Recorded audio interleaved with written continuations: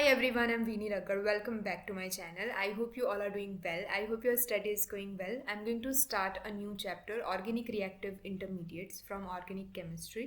ये जो पूरा चैप्टर है वो आपका MSc के सिलेबस के अंदर लिस्टेड है. I'm going to use Veer Narmad south Gujarat universities syllabus. MSc के बाद जितने भी एंट्रेंस एग्ज़ाम आप दोगे उन सभी एग्ज़ाम के सिलेबस में आपको इस चैप्टर से डील करना होगा. बेसिकली ये जो चैप्टर है उसका सिलेबस आपको इतना देखने को मिलेगा. जनरेशन किस तरीके से होता है इंटरमीडिएट का, सभी इंटरमीडिएट की स्टेबिलिटी डिस्कस करनी होती है और उसकी रिएक्टिविटी यानी कि किन किन जगहों पे वो रिएक्शन देता है. तो ये सारी जो चीज़ें हैं वो इन सभी इंटरमीडिएट्स की हमें पढ़नी होती है. Carbocation, carbanion, free radicals, carbenes, benzyne and nitrenes, जो इतने इंटरमीडिएट्स हैं जनरली ऑर्गेनिक केमिस्ट्री का ये बेस है. ठीक है, तो इन सभी के बारे में हम वन बाय वन पढ़ेंगे. हर वीडियो लेक्चर के अंदर आपको एक इंटरमीडिएट को पढ़ना होगा क्योंकि बहुत ही ज़्यादा इसका बड़ा पोर्शन होगा, क्योंकि हमें जनरेशन भी देखना है, स्टेबिलिटी और रिएक्टिविटी देखना है. तो एक इंटरमीडिएट के लिए एक वीडियो लेक्चर हमें लगेगा. तो आज के इस वीडियो के अंदर हम देखेंगे कार्बोकेटाइंस के बारे में. ठीक है, जनरली देखिए सबसे पहले हम इंट्रोडक्शन देख लेंगे. कोई भी हमारा रिएक्टेंट होगा, उस रिएक्टेंट के ऊपर हम रिएजेंट का इंट्रोडक्शन करवाएंगे, यानी कि रिएजेंट जो है वो अटैक करेगा रिएक्टेंट के ऊपर और हमें एक बीच में स्पीशीज़ मिलेगी, यानी कि रिएक्शन इंटरमीडिएट जिसे हम नाम देंगे. बीच में जो आपका एक प्रोडक्ट बनेगा वो बहुत ही अनस्टेबल होगा, बहुत ही कम शेल्फ लाइफ उसकी होती है, यानी कि वो बहुत ही ज़्यादा कम टाइम के लिए एग्जिस्ट करेगा. और उस इंटरमीडिएट के ऊपर अगेन टेम्परेचर, प्रेशर या फिर कोई भी रिएजेंट की रिएक्शन होने पर हमें मिलेगा हमारा प्रोडक्ट. तो रिएक्टेंट और प्रोडक्ट के बीच में जो आपका कंपाउंड बनेगा उसे हम बोलेंगे रिएक्टिव इंटरमीडिएट. ठीक है, रिएक्शन इंटरमीडिएट भी बोलेंगे या फिर उसे रिएक्टिव इंटरमीडिएट भी बोलेंगे. वो बहुत ज़्यादा अनस्टेबल होता है, इसकी वजह से उसको हमने रिएक्टिव नाम भी दिया हुआ है. यहाँ पे जितने भी इंटरमीडिएट हम पढ़ेंगे उसका मैंने स्ट्रक्चर दिया हुआ है. सबसे पहले तो carbocation. Cation it means carbon के ऊपर पॉजिटिव चार्ज, यानी कि उसके पास डेफिशिएंसी होगी इलेक्ट्रॉन्स की. पॉजिटिव चार्ज का मतलब होता है डेफिशिएंसी, राइट. कार्बन के ऊपर अगर नेगेटिव चार्ज हो यानी कि एक्सेस ऑफ इलेक्ट्रॉन या फिर इलेक्ट्रॉन पेयर्स हो तो उसे हम बोलेंगे कार्बेनायन. ठीक है, कार्ब एनायन. एनायन जनरली हम प्रोनाउंस करते हैं नेगेटिव चार्ज के लिए. कार्बन के ऊपर अगर दो इलेक्ट्रॉन्स इस तरीके से हो, कार्बन की जनरली 4 वैलेंसी होती है, उसमें से 2 वैलेंसी जो होगी वो कहाँ से ऑक्यूपाइड होगी, हाइड्रोजन से यहाँ पे दिखाई गई है या फिर किसी भी ग्रुप से ज्वाइन होगी. लेकिन 2 वैलेंसी जो होगी वो फ्री होगी. यहाँ पे आपको 2 इलेक्ट्रॉन्स देखने को मिलेंगे which is carbene intermediate. Benzene intermediate हम बेंजीन रिंग को यहाँ पे ड्रॉ करेंगे और एक साइड पे हम एक्स्ट्रा डबल बॉन्ड दिखाएंगे which is your benzene intermediate. Free radical again आप यहाँ पे देख सकते हो कि एक ही इलेक्ट्रॉन है. ठीक है, अगर कार्बन के ऊपर 2 इलेक्ट्रॉन हो तो हम उसे कार्बीन बोलेंगे, अगर कार्बन के ऊपर 1 इलेक्ट्रॉन प्रेजेंट हो तो हम उसे फ्री रेडिकल बोलेंगे. नाइट्रीन की अगर हम बात करें तो नाइट्रीन से हम पता लगा सकते हैं कि नाइट्रोजन के पास जो होगी वो वैलेंसी होगी. नाइट्रोजन के साथ जो है वो 5 वैलेंसी होती है. अगर एक वैलेंसी किसी आर यानी कि कोई भी ग्रुप से ऑक्यूपाइड है तो उसके पास 1 2 3 4 इलेक्ट्रॉन्स वैकेंट होंगे यानी कि फ्री होंगे, तो उसे हम बोलेंगे नाइट्रीन. तो ये सारे इंटरमीडिएट के बारे में हमें देखना है इस पूरी चैप्टर के सीरीज़ के अंदर. आज के इस वीडियो लेक्चर के अंदर हम डिस्कस करने जा रहे हैं कार्बोकेटाइंस. कार्बोकेटाइंस जनरली 3 तरह के होते हैं: primary carbocation, secondary carbocation and tertiary carbocation. Same goes with कार्बेनाइन. कार्बेनाइन के साथ भी सिमिलर चीज़ें होंगी, primary, secondary and tertiary.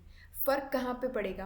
Carbon atom primary carbocation के अंदर कार्बन एटम जिसके पास पॉजिटिव चार्ज है वो एक ही अल्काइल ग्रुप से जुड़ा हुआ होगा, बाकी की वैलेंसी हाइड्रोजन से ऑक्यूपाइड होगी. एक ही अल्काइल ग्रुप यानी कि अल्काइल ग्रुप में एक ही कार्बन एटम होगा. एक अल्काइल ग्रुप यानी कि एक कार्बन ग्रुप, राइट. तो अगर पॉजिटिवली चार्ज कार्बन एटम सिर्फ एक ही अल्काइल ग्रुप यानी कि फर्दर सिर्फ एक ही कार्बन एटम के साथ जुड़ेगा तो उसे हम प्राइमरी कार्बोकेटाइन बोलेंगे. आप सेकेंडरी कार्बोकेटाइन में देख सकते हो कि ये जो कार्बोकेटाइन है यानी कि कार्बन के ऊपर पॉजिटिव चार्ज है वो फर्दर 2 अल्काइल ग्रुप के साथ जुड़ा हुआ है तो उसे हम सेकेंडरी बोलेंगे. और अगर कार्बोकेटाइन 3 कार्बन एटम के साथ जुड़ा हुआ है फर्दर तो उसे हम बोलेंगे टर्शरी कार्बोकेटाइन. ठीक है, तो आई होप आपको ये चीज़ क्लियर हुई होगी. जनरेशन हम देखेंगे, कुछ तरीके हैं, कुछ बहुत सारे ऐसे तरीके होते हैं जिससे हम कार्बोकेटाइन को जनरेट कर सकते हैं। तो जनरेशन के यहाँ पे कुछ टाइप्स दिए गए हैं, वो हम डिस्कस कर लेंगे। सबसे पहला टाइप जो है वो आपको यहाँ पे दिख रहा होगा, डायरेक्ट आयोनाइजेशन। आयोनाइजेशन यानी कि आयन का फॉर्मेशन करना, पॉजिटिव एंड नेगेटिव आयन आपको पता होगा। A direct ionization in which a group attached to carbon atom which have more electronegativity than carbon lives with its lone pair of electrons। यानी कि यहाँ पे आप देख सकते हो कि कार्बन के साथ क्लोरीन एटम यानी कि हेलोजन एटम जुड़ा हुआ है। हेलोजन की इलेक्ट्रोनेगेटिविटी कार्बन से कितनी होती है? ज़्यादा होती है। तो ये हेलोजन एटम क्या करेगा? अपने लोन पेयर लेके लीव कर जाएगा। अगर वो लोन पेयर लेके लीव करेगा तो क्लोरीन माइनस के तौर पे हमें जनरेट होता हुआ दिखेगा और कार्बन के ऊपर आएगा पॉजिटिव चार्ज। ठीक है, बॉन्ड किससे बनता है? एक बॉन्ड अगर बनेगा तो एक पॉजिटिवली चार्ज स्पीशीज से बनेगा और एक नेगेटिवली चार्ज स्पीशीज से बनेगा। पॉजिटिव नेगेटिव के बीच में एक बॉन्ड बनेगा। तो अगर ये बॉन्ड टूटेगा तो एक स्पीशीज नेगेटिव चार्ज बियर करेगी और एक स्पीशीज पॉजिटिव चार्ज बियर करेगी। ठीक है, तो जिसके पास ज़्यादा इलेक्ट्रोनेगेटिविटी है वो अपने इलेक्ट्रॉन लेके निकल जाएगा, तो उसके ऊपर नेगेटिव चार्ज जनरेट होगा और कार्बन के ऊपर पॉजिटिव चार्ज जनरेट होगा। ठीक है, तो यहाँ पे आपको टर्शरी ब्यूटाइल केटायन का जनरेशन होता हुआ दिखेगा। चलिए, यहाँ पे अगर सेकंड हम बात करें, यहाँ पे भी क्लोरीन है, तो अगर वो Cl माइनस निकल जाएगा तो CH2 प्लस बचेगा, यानी कि हमें बेंजाइल केटायन मिलेगा क्योंकि आगे C6H5 लगा हुआ है। ये एलाइल क्लोराइड है, कार्बन डबल बॉन्ड कार्बन के नेक्स्ट कार्बन के ऊपर जो हेलोजन ग्रुप लगेगा तो उसकी पोजीशन को हम बोलेंगे एलाइल पोजीशन। तो अगर एलाइल पोजीशन से यहाँ से क्लोरीन एटम लीव करेगा तो हमारे पास CH2 पॉजिटिव यहाँ पे आपको जनरेट होता हुआ दिखेगा। तो डायरेक्ट आयोनाइजेशन एक ये रीत थी। दूसरी जो मेथड है वो है प्रोटोनेशन। प्रोटोनेशन यानी कि प्रोटॉन का एंटर हम करवाएंगे। ठीक है, प्रोटॉन का एडिशन करवाएंगे। What is proton? Proton it means H+। कहाँ पे करवाएंगे हम? एलाइलिक पोजीशन पे, यानी कि कार्बन डबल बॉन्ड कार्बन पे या फिर कार्बोनिल कंपाउंड के अंदर। अगर हम यहाँ पे देखें तो प्रोपिलीन का एग्जांपल दिया है। कार्बन डबल बॉन्ड कार्बन में अगर हम H+ को ऐड करवाएं, ठीक है, तो किस तरीके से होगा? मान लीजिए कि मैंने इस बॉन्ड का जो फिजन है वो इस तरीके से करवाया। ठीक है, इस बॉन्ड का, तो बॉन्ड का फिजन अगर मैंने राइट साइड का एरो बताया तो इस CH2 के पास नेगेटिव चार्ज आएगा क्योंकि डबल बॉन्ड के जो इलेक्ट्रॉन है वो इस CH2 के ऊपर शिफ्ट करेंगे, तो नेगेटिव चार्ज यहाँ पे आएगा और यहाँ पे आएगा पॉजिटिव चार्ज। ठीक है, तो इस CH2 नेगेटिव के साथ जुड़ जाएगा ये हाइड्रोजन। तो CH2 के साथ अगर एक हाइड्रोजन जुड़ेगा तो हमें CH3 फॉर्म होता हुआ दिखेगा और CH के ऊपर हमें पॉजिटिव चार्ज होता हुआ दिखेगा। ठीक है, तो ये सेकेंडरी कार्बोकेटायन आपका जनरेट हो गया। अभी इस पॉजिटिव चार्ज के ऊपर हम वाटर मोलिक्यूल का एडिशन करवाए तो OH2 H2O इस तरीके से CH के ऊपर यहाँ पे जुड़ जाएगा। इस OH2 क्योंकि ऑक्सीजन की वैलेंसी 2 होती है, यहाँ पे 3 हो गई है, 2 हाइड्रोजन और ऊपर का कार्बन, तो ऑक्सीजन के ऊपर पॉजिटिव चार्ज होगा। अभी इस पॉजिटिव चार्ज को न्यूट्रल करने के लिए OH2 में से हम H+ को रिमूव कर देंगे यहाँ पे, तो हमें देखने को मिलेगा सिर्फ OH। ठीक है, तो ये पूरा जो आइसोप्रोपेनॉल का फॉर्मेशन हुआ वो प्रोपिलीन में से हमने इस तरीके से करवाया। तो प्रोटोनेशन कहाँ पे हुआ? डबल बॉन्ड का हुआ। अगर प्रोटोनेशन हम करवाए कार्बन डबल बॉन्ड ऑक्सीजन में तो हमें पता होगा कि ऑक्सीजन के ऊपर लोन पेयर होती है, तो ये जो लोन पेयर है वो इस हाइड्रोजन प्लस यानी कि प्रोटॉन को अपनी तरफ अट्रैक्ट करेगी और OH यहाँ पे इस तरीके से जनरेट हो जाएगा।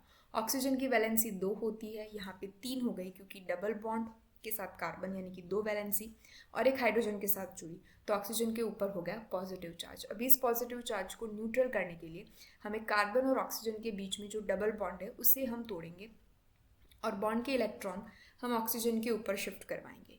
तो OH तो न्यूट्रल हो गया और कार्बन के ऊपर आ गया पॉजिटिव चार्ज, क्योंकि यहाँ पे डबल बॉन्ड के इलेक्ट्रॉन ऑक्सीजन की तरफ शिफ्ट हुए हैं, तो ऑक्सीजन के ऊपर नेगेटिव और कार्बन के ऊपर आएगा पॉजिटिव चार्ज।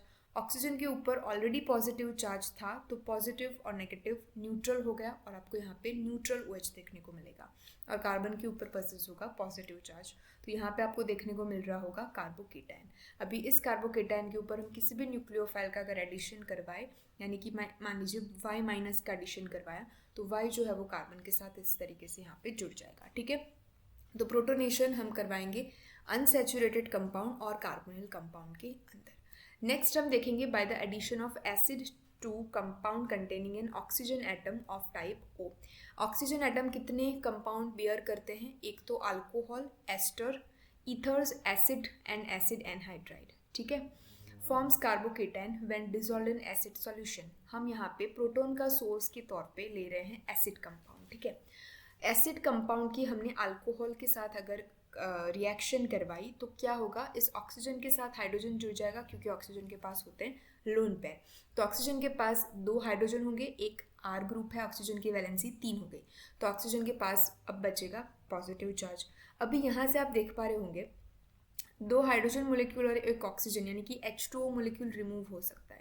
तो अगर H2O मोलिक्यूल रिमूव होगा तो ये ऑक्सीजन के पास जो पॉजिटिव चार्ज है वो इस अल्काइल ग्रुप के पास आ जाएगा, ठीक है। तो अल्काइल ग्रुप के पास पॉजिटिव चार्ज यानी कि कार्बोकेटाइन।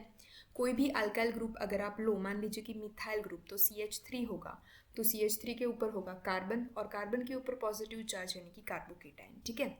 मान लीजिए हमारे पास है एस्टर ग्रुप, जो आपको सेकंड में दिख रहा होगा।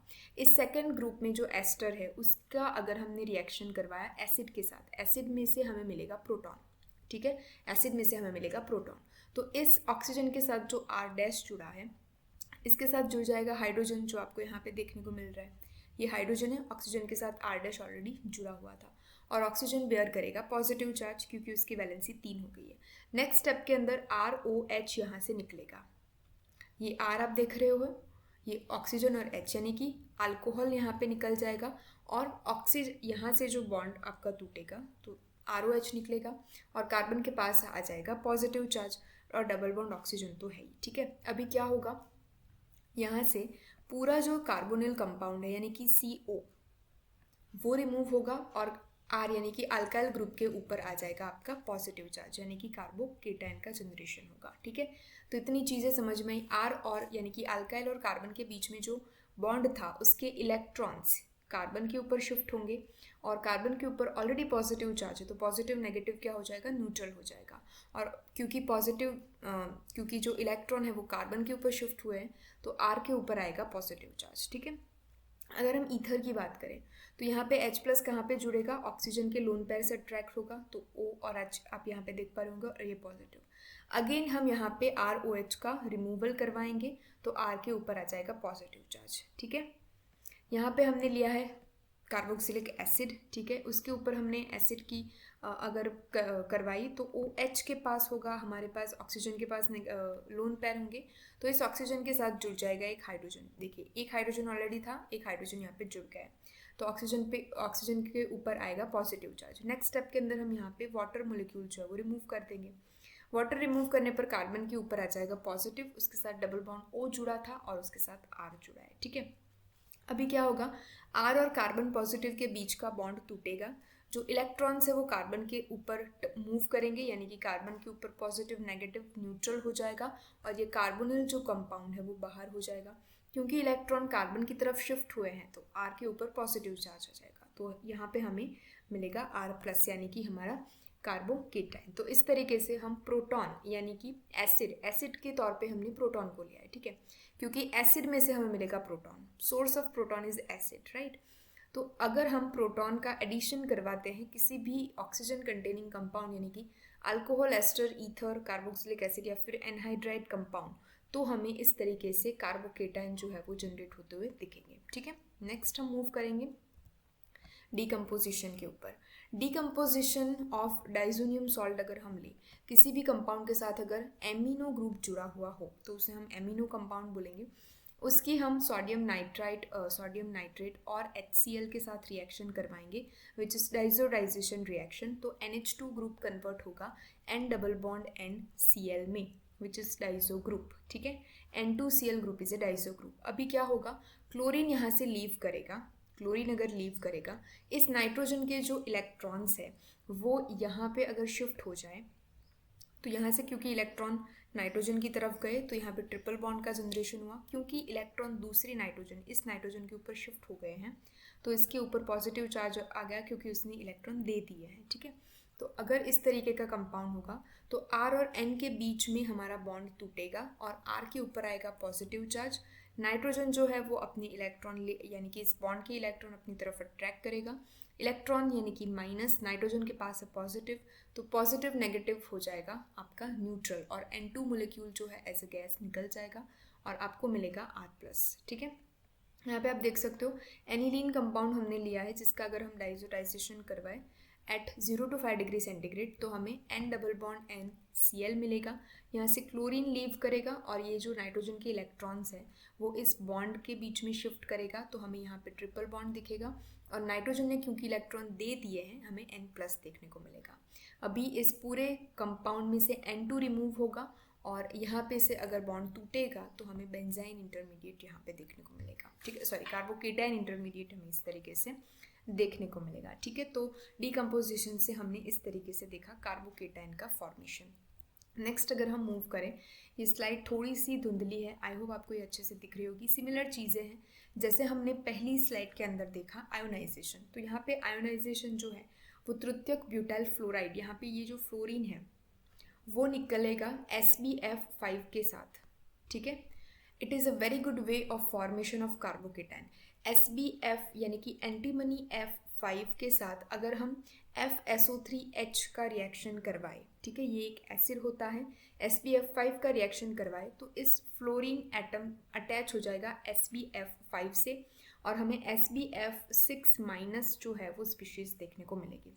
और कार्बन के ऊपर क्योंकि नेगेटिवली चार्ज फ्लोरीन जो है वो निकल गया है तो कार्बन पोजेस करेगा पॉजिटिव चार्ज, यानी कि कार्बोकेटाइन आपको यहाँ पे देखने को मिलेगा।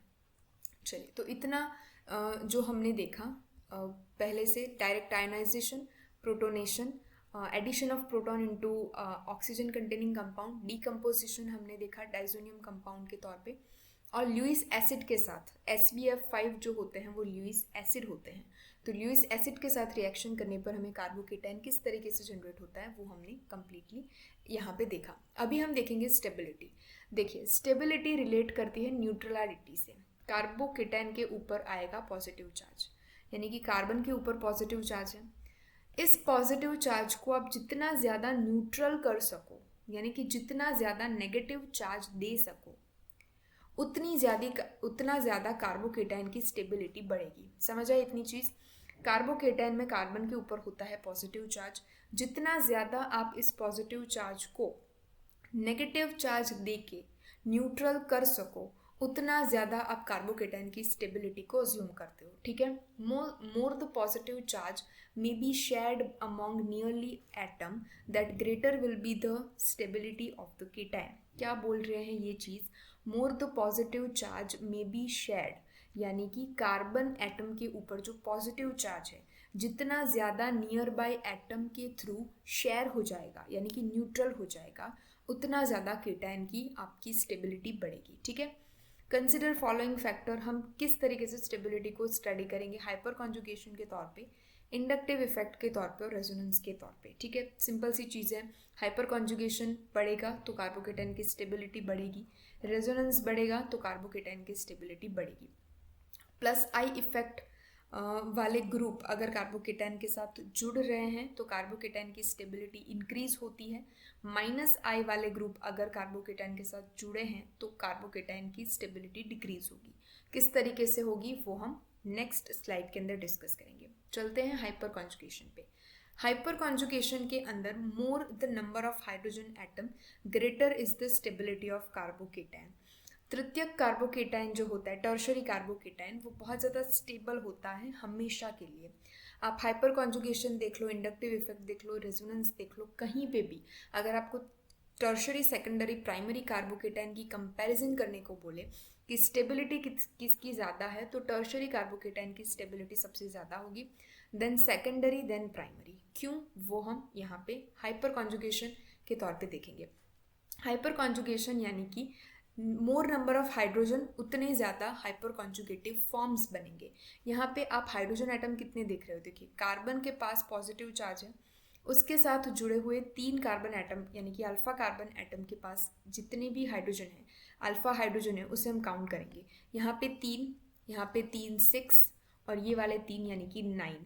तो टोटल 9 फॉर्म्स हमारे बनेंगे हाइपर कॉन्जुगेटिव फॉर्म्स, क्योंकि 9 अल्फा हाइड्रोजन है। ठीक है, और ये तृतीयक कार्बोकेटाइन है। यहाँ पे अगर आप देखो तो कार्बोकेटाइन के साथ जुड़े हुए कार्बन के साथ जुड़े हुए हाइड्रोजन, कार्बोकेटाइन के साथ जुड़े हुए कार्बन के साथ जुड़े हुए हाइड्रोजन को काउंट करना है आपको। इस कार्बन के साथ हाइड्रोजन जुड़ा हुआ है लेकिन वो कार्बन के साथ नहीं जुड़ा हुआ है। इस कार्बन के साथ पॉजिटिव चार्ज है और इस कार्बन के साथ जुड़े हुए कार्बन ये वाले हैं और ये वाले हैं। ठीक है, 2 कार्बन एटम हो गए। तो इन दोनों कार्बन के साथ जुड़े हुए हाइड्रोजन यानी कि 3 और 3 6 यानी कि 6 फॉर्म आपको मिलेंगे हाइपर कॉन्जुगेटिव। तो ये वाला जो सेकेंडरी कार्बोकेटायन हो गया। यहाँ पे आप देखोगे तो इस कार्बोकेटायन के साथ जुड़ा हुआ ये कार्बन एटम और उसके साथ 3 होंगे, तो 3 फॉर्म्स मिलेंगे। और मिथाइल कार्बोकेटायन यानी कि कार्बन एटम के पास जो पॉजिटिव चार्ज है वो किसी भी और कार्बन एटम के साथ जुड़ा हुआ नहीं है, ये 3 हाइड्रोजन एटम के साथ जुड़ा है, तो इसके फॉर्म्स नहीं बनेंगे, हाइपर कॉन्जुगेटिव फॉर्म्स नहीं होंगे, जीरो फॉर्म होंगे। ठीक है, तो इसकी स्टेबिलिटी सबसे कम होगी, इसकी स्टेबिलिटी सबसे ज़्यादा होगी। जितने ज़्यादा number of alpha hydrogen atom जुड़े हुए होंगे उतनी ज़्यादा कार्बोकेटायन की स्टेबिलिटी होगी। टर्शरी कार्बोकेटायन के अंदर सबसे ज़्यादा हाइड्रोजन है 9, तो टर्शरी कार्बोकेटायन की स्टेबिलिटी सबसे ज़्यादा होगी, then secondary, then primary and then methyl. ठीक है, दूसरी एक तरीके से आप इसे अज्यूम कर सकते हो। पॉजिटिव चार्ज को हमने बोला कि जितना ज़्यादा आप न्यूट्रल कर सको उतना ज़्यादा क्या होगा, कार्बोकेटायन की स्टेबिलिटी बढ़ेगी। ठीक है, वो हम इंडक्टिव इफेक्ट में वापस से इस स्लाइड पे आएंगे तब देख लेंगे। चलिए, इंडक्टिव इफेक्ट क्या बोलती है। इंडक्टिव इफेक्ट यानी कि इलेक्ट्रोनेगेटिविटी से रिलेट करिए। नेगेटिव आई इफेक्ट यानी कि minus inductive effect, any atom और group attract electron more strongly than hydrogen is said to have minus I effect। हम हाइड्रोजन से इसे कंपेयर कर रहे हैं। ठीक है, हाइड्रोजन से ज़्यादा अट्रैक्ट अगर कोई ग्रुप कर रहा है किसी भी इलेक्ट्रॉन्स को, ठीक है, इलेक्ट्रॉन को अगर कोई भी ग्रुप या फिर कोई भी एटम ज़्यादा स्ट्रांगली अट्रैक्ट कर रहा है तो वो माइनस आई इफेक्ट रख रहा है, ऐसा हम बोल सकते हैं, क्योंकि इलेक्ट्रॉन को अपनी तरफ अट्रैक्ट कर रहा है, विड्रॉ कर रहा है। तो इस इफेक्ट को बोलेंगे इलेक्ट्रॉन विड्रॉइंग इफेक्ट, और जो ग्रुप ये इफेक्ट दिखाते हैं उसे हम बोलेंगे minus I effect shown group, minus I group. ठीक है, तो माइनस आई ग्रुप का जो ऑर्डर है वो आपको ये याद रखना है। NMe2 इलेक्ट्रॉन को बहुत स्ट्रांगली अपनी तरफ अट्रैक्ट करेगा, देन NO2 CN यानी कि cyanide, fluorine chlorine bromine iodine CF3, then OHOCH3 benzene आएगा और लास्ट में आएगा हाइड्रोजन। ठीक है, माइनस आई इफेक्ट यानी कि इलेक्ट्रॉन को अपनी ओर स्ट्रांगली अट्रैक्ट करेगा। ठीक है, प्लस आई इफेक्ट यानी कि एटम और group attract electron less strongly, और प्लस आई इफेक्ट को आप इस तरीके से भी अज्यूम कर सकते हो कि इलेक्ट्रॉन डोनेट करेगा, इलेक्ट्रॉन डोनेटिंग इफेक्ट आपको यहाँ पे देखने को मिलेगी, ऑल्सो नोन एज। ठीक है, तो प्लस आई इफेक्ट वाले जो ग्रुप होते हैं वो इलेक्ट्रॉन को रिलीज करते हैं, माइनस आई इफेक्ट वाले ग्रुप इलेक्ट्रॉन को अट्रैक्ट करते हैं। इतनी चीज़ समझ आई आपको। प्लस आई इफेक्ट वाले ग्रुप आएगा 3Me3 यानी कि Me जो है मिथाइल ग्रुप है वो 3 लगे हुए हैं कार्बन के साथ, Me2 कार्बन के साथ, CH3 CH2 एक CH3 और हाइड्रोजन। ठीक है, तो इतनी चीज़ समझ आई। CH3 3 टाइम्स जो है वो क्या करेगा, या आपकी कार्बोकेटायन की स्टेबिलिटी को इंक्रीज करेगा। क्यों, देखिए यहाँ पे 3 ग्रुप जुड़े हुए हैं कार्बन को स्टेबलाइज करने के लिए। कार्बन के पास डेफिशिएंसी है इलेक्ट्रॉन की, आप पॉजिटिव चार्ज से अज्यूम कर सकते हो। इस पॉजिटिव चार्ज को न्यूट्रल करने के लिए हमें चाहिए नेगेटिव चार्ज। तो इलेक्ट्रॉन डोनर 3 ग्रुप लगे हुए हैं, 1 2 और 3। तो जितने ज़्यादा इलेक्ट्रॉन डोनर होंगे उतना ज़्यादा कार्बन के ऊपर का पॉजिटिव चार्ज न्यूट्रल हो पाएगा और उतनी ज़्यादा कार्बोकेटायन की स्टेबिलिटी होगी। यहाँ पे सिर्फ 2 ही मिथाइल ग्रुप है जो पॉजिटिव चार्ज को न्यूट्रल कर सकते हैं, और यहाँ पे सिर्फ एक ही मिथाइल ग्रुप है जो पॉजिटिव चार्ज को न्यूट्रल कर सकता है। तो इसकी स्टेबिलिटी तो सबसे ज़्यादा हुई। मुझे 50 रुपये की ज़रूरत है और अगर मुझे 50 रुपये देने वाले 3 लोग होंगे, ठीक है, तो मेरे पास ऑप्शन बढ़ेगा, मेरे पास 150 रुपये आ जाएंगे। लेकिन मेरे पास अगर सिर्फ 2 ही जन हैं जो मुझे 50-50 रुपये दे रहे हैं तो मैं थोड़ा कम सेटिस्फाइड होंगी। मेरे पास सिर्फ एक ही लोग हैं जो मुझे 50 रुपये दे सकते हैं तो मैं और भी कम सेटिस्फाई होंगी, मेरे पास ऑप्शन कम होंगे। समझ आ रहा है? पॉजिटिव चार्ज को आप जितनी ज़्यादा तरीक़ों से नेगेटिव चार्ज से सेटिस्फाइड कर सको उतना ज़्यादा क्या होगा, उसकी स्टेबिलिटी बढ़ेगी। यहाँ पे पॉजिटिव चार्ज को सेटिस्फाइड करने के लिए ज़्यादा मिथाइल ग्रुप है, 3 ज़्यादा है एज़ कम्पेयर टू 2, और 2 ज़्यादा है एज़ कम्पेयर टू 1। इसलिए टर्शरी कार्बोकेटायन की जो स्टेबिलिटी होती है वो सबसे ज़्यादा होती है, क्योंकि कार्बोकेटाइन को न्यूट्रल करने के लिए ज़्यादा number of methyl group present है। तो आई होप आपको प्लस आई और माइनस आई इफेक्ट को अच्छे से समझ में आया होगा। इस ऑर्डर को आपको याद रखना है, क्योंकि इस ऑर्डर के तौर पे आपको एमसीक्यू जो है वो एग्जाम में पूछे जाते हैं। नेक्स्ट मूव करेंगे रेजोनेंस के ऊपर। रेजोनेंस यानी कि वो नेगेटिव यानी कि जो डबल बॉन्ड होते हैं उसके तौर पे चलेंगे। More resonating structure greater is the stability of carbocation, यानी कि आपका जो पॉजिटिव चार्ज है कार्बन के ऊपर वो जितना ज़्यादा डीलोकलाइज होगा उतनी ज़्यादा स्टेबिलिटी बढ़ेगी।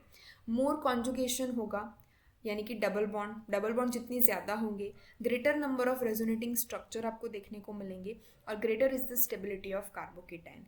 मान लीजिए कि यहाँ पे हमारे पास सिर्फ एक ही डबल बॉन्ड है, ठीक है, और इस कार्बन के ऊपर पॉजिटिव चार्ज है। अभी क्या होगा वो आप सिंपली ध्यान दीजिए कि यहाँ पे जो आपके पास डबल बॉन्ड है उस डबल बॉन्ड के इलेक्ट्रॉन हमने राइट साइड शिफ्ट करवाए, ठीक है। कहाँ पे शिफ्ट करवाए? Right side. यहाँ पे राइट साइड शिफ्ट करवाए तो इस कार्बन के ऊपर आएगा नेगेटिव चार्ज, ठीक है। इस कार्बन के ऊपर आएगा पॉजिटिव चार्ज, राइट। किसी भी चार्ज को आप सर्कल में लिखोगे तो इस पॉजिटिव चार्ज और ऑलरेडी एग्जिस्ट इस नेगेटिव चार्ज और ऑलरेडी एग्जिस्ट पॉजिटिव चार्ज के बीच में हम बना देंगे डबल बॉन्ड। तो वो आपको यहाँ पे देखने को मिल रहा होगा, और क्योंकि यहाँ पे CH2 के पास पॉजिटिव चार्ज आया हम इसे यहाँ पे दिखा देंगे। अभी ये वाला जो पूरा फॉर्म हमारा फॉर्म हुआ, ये जो पूरा फॉर्म है वो इसके अंदर अगेन कन्वर्ट हो सकता है, कन्वर्ट तो हो सकता है ना, इसीलिए तो हमने बीच में इक्विलिब्रियम का एरो दिखाया। देखिए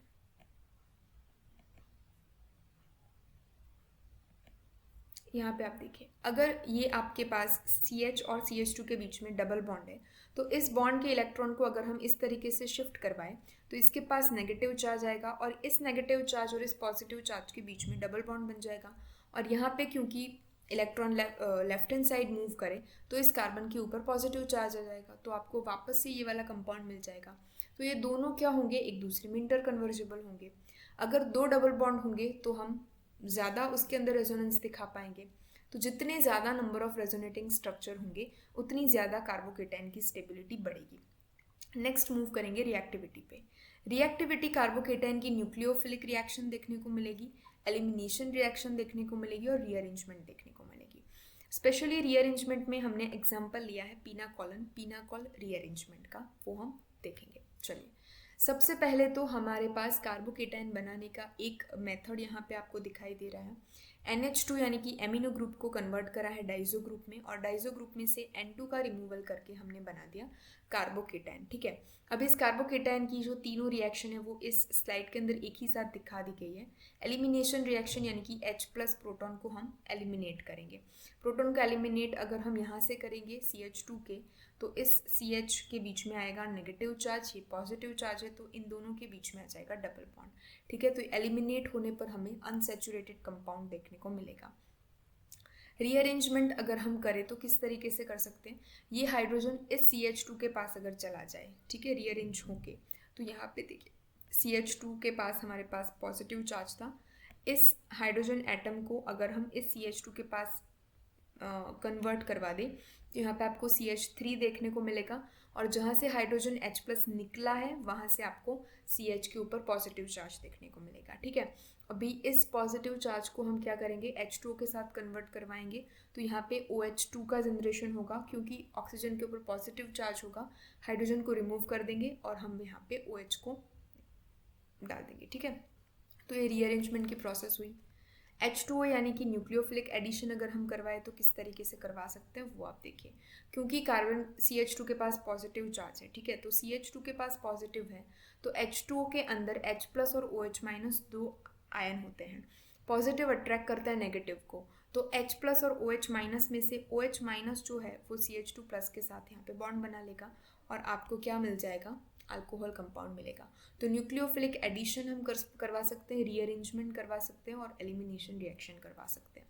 तो ये तीन रिएक्शन जो है वो कार्बोकेटाइन हमें जनरली देता है। एलिमिनेशन रिएक्शन की अगर हम बात करें तो यहाँ पे आपके पास CH2+ था। अभी हम क्या करेंगे वो देखिए। ये CH3, ये आपका CH2 जो यहाँ पे इस तरीके से दिखाया हुआ है, ठीक है, ये CH2, इसके पास ये CH2 है, जहाँ से ये वाला जो हाइड्रोजन एटम है या मान लीजिए ऊपर वाला हाइड्रोजन एटम है, वो क्या करेगा, अपने इलेक्ट्रॉन के साथ इस CH2 के पास चला जाएगा, तो ये CH3 का फॉर्मेशन होता हुआ दिखेगा। और क्योंकि यहाँ से हाइड्रोजन निकला है तो यहाँ पे कार्बन के पास पॉजिटिव चार्ज जनरेट हो जाएगा।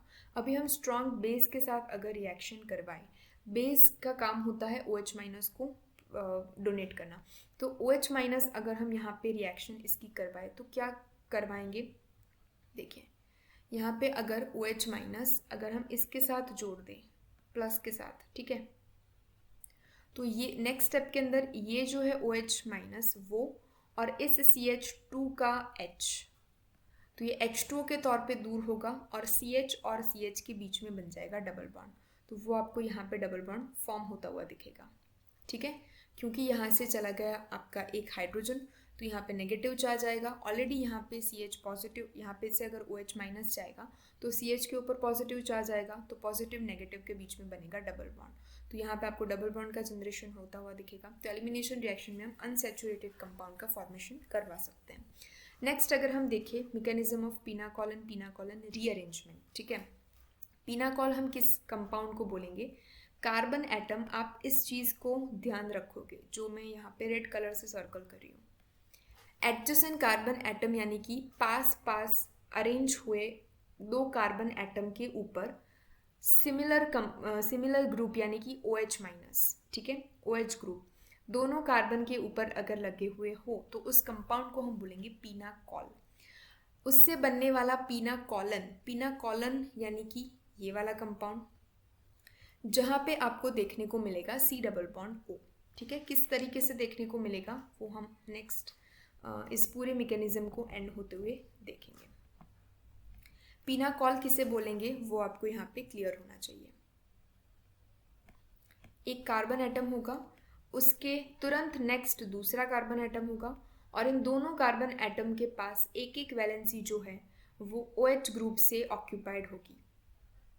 ये है O और ये है H, ठीक है, पीनाकॉल हो गया, राइट। अगर हम एसिड की रिएक्शन करवाएं, hydroxyl group by the acid, तो प्रोटोनेशन अगर हम एसिड यानी कि H प्लस से करवाएं तो OH यानी कि किसी भी एक OH ग्रुप के पास जो ऑक्सीजन के पास लोन पेयर होंगे वो क्या करेगा, प्रोटॉन के साथ अट्रैक्ट होगा और यहाँ पे OH2 का फॉर्मेशन होता हुआ दिखेगा इस जगह पे, देखिए OH2 और ऑक्सीजन के पास आएगा पॉजिटिव चार्ज। अभी क्योंकि ये OH2 वाटर मोलिक्यूल है तो वो यहाँ से लीव कर जाएगा, तो सेकेंड स्टेप में OH2 as a water molecule leave करेगा, तो कार्बन के ऊपर जहाँ से वाटर मोलिक्यूल लीव करेगा उस कार्बन के ऊपर आपको पॉजिटिव चार्ज देखने को मिलेगा। उस पॉजिटिव चार्ज के ऊपर रीअरेंज होगा, शिफ्टिंग होगा मिथाइल ग्रुप का नेक्स्ट कार्बन एटम के पास से, क्योंकि इस कार्बन एटम के पास दो मिथाइल ग्रुप थे और एक OH ग्रुप था, तो एक CH3 ग्रुप जो है वो क्या करेगा, लोकेट हो जाएगा पॉजिटिव चार्ज के ऊपर। तो आपको यहाँ पे 3 का CH3 ग्रुप देखने को मिलेंगे। पहले दो ग्रुप तो थे, पहले दो CH3 ग्रुप थे, नेक्स्ट कार्बन के पास से भी एक CH3 ग्रुप आएगा और इस कार्बन के ऊपर जुड़ेगा, तो 3 CH3 ग्रुप देखने को मिलेंगे। इस कार्बन के ऊपर जो पॉजिटिव चार्ज था अब वो डीलोकेलाइज हो गया है इस कार्बन के ऊपर, तो यहाँ पे कार्बन और ये पॉजिटिव चार्ज है, ठीक है। अभी क्या होगा, deprotonation of the oxygen which is bonded to the carbon. इस कार्बन के साथ ये जो OH ग्रुप लगा हुआ है उस ऑक्सीजन और इस हाइड्रोजन, तो डी प्रोटोनेशन होगा OH ग्रुप का, तो क्योंकि यहाँ से प्रोटॉन निकल जाएगा तो कार्बन और ऑक्सीजन के बीच में बनेगा डबल बॉन्ड, क्योंकि ऑक्सीजन यहाँ पे जो हाइड्रोजन है वो निकल जाएगा अपने लोन पेयर ऑफ इलेक्ट्रॉन देख के, और ये लोन पेयर ऑफ इलेक्ट्रॉन और इस कार्बन के बीच में बन जाएगा डबल बॉन्ड, तो आप यहाँ पे C डबल बॉन्ड O इस तरीके से देख सकते हो। H प्लस यहाँ पे निकल गया, जो हमने स्टार्टिंग में मटेरियल H प्लस डाला था वो हमें यहाँ पे अगेन मिल गया, ठीक है। तो ये जो पूरी रिएक्शन थी, रीअरेंजमेंट थी, पीनाकॉलन रीअरेंजमेंट, आई होप आपको ये जो पूरी रीअरेंजमेंट है वो अच्छे से समझ में आई होगी। एक बार अगेन हम ग्लांस में देख लेंगे, थोड़ा सा इस चीज़ को हम रिमूव कर देंगे। सबसे पहले पीनाकॉल किसे बोलेंगे, दोनों एडजेसेंट कार्बन के ऊपर हाइड्रोक्सिल ग्रुप अगर लगे हुए हो तो उसे हम पीनाकॉल बोलेंगे। एक हाइड्रोक्सिल ग्रुप में जो ऑक्सीजन के पास लोन पेयर है वो अट्रैक्ट होता है प्रोटॉन से यानी कि OH2, और यहाँ से वाटर मोलिक्यूल लीव करने पर हमें मिलता है सबसे पहले कार्बोकेटाइन। इस कार्बोकेटाइन के ऊपर एडजेसेंट कार्बन पे लगा हुआ एक मिथाइल ग्रुप का रीअरेंजमेंट होगा और प्लस के ऊपर ये ग्रुप जुड़ जाएगा और इस कार्बन के ऊपर पॉजिटिव चार्ज हो जाएगा। अभी कार्बन और ऑक्सीजन के बीच में जो बॉन्ड बनेगा डबल बॉन्ड, वो किस तरीके से बनेगा, OH में से हाइड्रोजन का डीप्रोटोनेशन हो जाएगा। ठीक है, तो इस तरीके से आपको पिनाकॉल यहाँ पे दिखने को मिलेगा। तो आई होप आपको स्टेबिलिटी और जो ये पूरी रीअरेंजमेंट और रिएक्शन थी कार्बोकेटाइन की वो समझ में आई होगी। So that's it for today's lecture. I hope आपको ये चीज़ें समझ में आई होगी। अगर कोई भी डाउट हो आप कमेंट सेक्शन में लिख सकते हो। कैसे इस वीडियो सीरीज़ को हम इम्प्रूव कर सकते हैं, वो सारे सजेशन, आपके कोई भी पॉइंट ऑफ व्यू हो, आपके कोई भी रिव्यू हो, कमेंट सेक्शन के अंदर वेलकम्ड है। I will definitely reply on that. मिलेंगे एक नेक्स्ट वीडियो के साथ जहाँ पे हम डिस्कस कर रहे होंगे कार्बन 9 यानी कि कार्बन के ऊपर negative charge. Until then stay happy, stay positive.